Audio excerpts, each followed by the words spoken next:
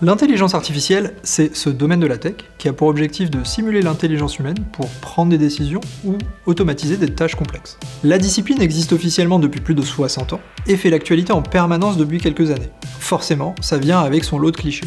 Je m'appelle Abdessamad Benalima, Data & AI Product Principal chez Tiga, et je vais démonter 3 clichés courants sur l'IA.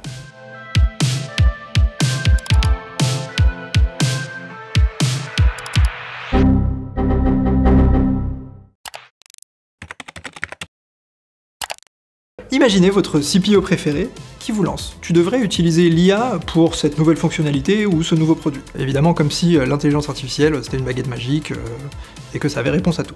Alors déjà, pour commencer, l'intelligence artificielle c'est avant tout une solution technique et technologique qui a pour objectif de répondre à un problème ou à un besoin donné, qu'il soit business ou utilisateur. Sans ça, c'est la porte ouverte à des développements chronophages, complexes, sans véritable impact potentiel sur votre produit et votre business. Une fois le problème avéré, ce n'est pas terminé.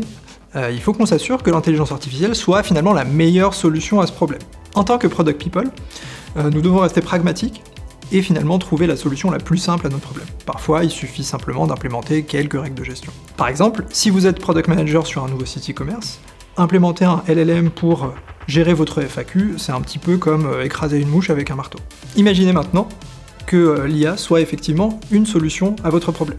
Encore faut-il que vous ayez des données en quantité suffisante, fiables, que votre UX soit bien conçu. Donc vous voyez, on est encore loin de la baguette magique.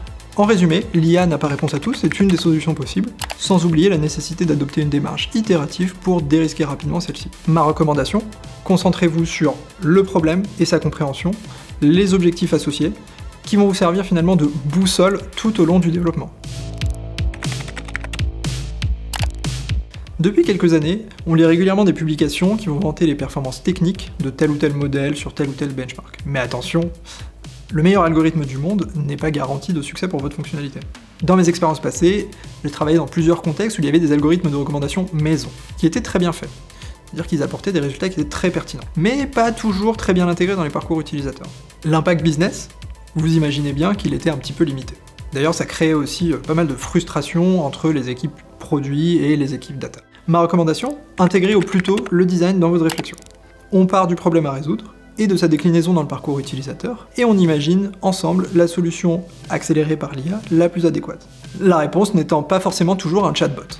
L'utilisation d'une IA ajoute aussi de nouvelles contraintes à votre expérience utilisateur. Temps de traitement, incertitude dans les résultats. Ici encore, la collaboration avec le design est primordiale, ce afin de comprendre les particularités du modèle, l'intégrer de la manière la plus fluide au parcours utilisateur, tout en créant de la confiance vis-à-vis de ses utilisateurs. Donc vous voyez, l'IA, c'est de la technique, mais pas que.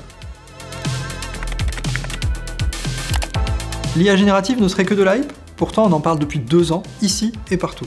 Le nombre de publications quotidiennes sur le sujet montre qu'on est encore dans une période de foisonnement, mais aussi de questionnement. Lorsque j'en discute avec des directeurs et directrices produits, j'entends qu'on a dépassé le stade de la hype pour se demander comment est-ce que ces technologies vont concrètement transformer mes produits. Ce n'est pas pour rien que le géant Google vient d'annoncer une réorganisation profonde de ses équipes. L'objectif, rapprocher R&D et équipe produit pour accélérer l'intégration de ces technologies de manière native dans leurs produits. Aujourd'hui, on ne voit que les usages les plus évidents de l'IA générative. Mais le potentiel est beaucoup plus large, notamment avec le développement des modèles multimodaux ou des agents autonomes qui vont impacter tout autant les produits numériques que les équipes qui vont travailler sur ceux-ci.